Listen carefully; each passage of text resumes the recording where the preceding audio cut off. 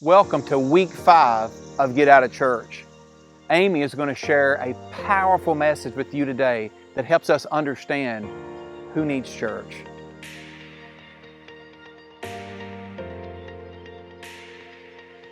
Who needs church?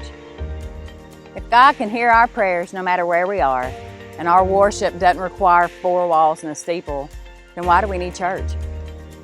Today I want to share with you about a time in my life where that was a statement, not a question.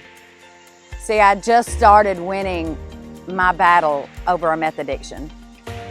And I had come to a realization that I knew I couldn't win that battle by my own power, and I had to rely on God's power. And on the days that I was overwhelmed and I could find a sliver of hope, I would pack up all my shame and all my guilt and my broken heart, and I would go meet God in a place very much like this place. I would take all of that and I'd lay it out before God, and I would just cry. I can't tell you the amount of tears that I shed in that time alone with God. And I would grow spiritually in that time with Him. And then I'd pick up a little of my shame and a lot of my guilt, and I'd walk back to my car, and I'd drive back to the very place in which I came. And it was a lonely place. See, I had damaged every healthy relationship in my addiction. And I had to sever every toxic relationship to get out of it. That left me in a place of solitude oftentimes, and it was an awful place. I was miserable. I needed help, I needed support, I needed encouragement. I wanted to be a better mom, I wanted to be a better friend, I wanted to be a better wife, I wanted to be a better person. I just wanted to be better. I wanted to become better so I could become a better Christian. And when I did, I'd go to church. That's what better Christians do, right? And then one day I heard a revelation that waiting to get it all together to go to church was like waiting for a broken arm to heal to go to the ER. That Jesus came to this world and He built the church for hurting, broken people. People just like me. And y'all, I felt that like it shook me.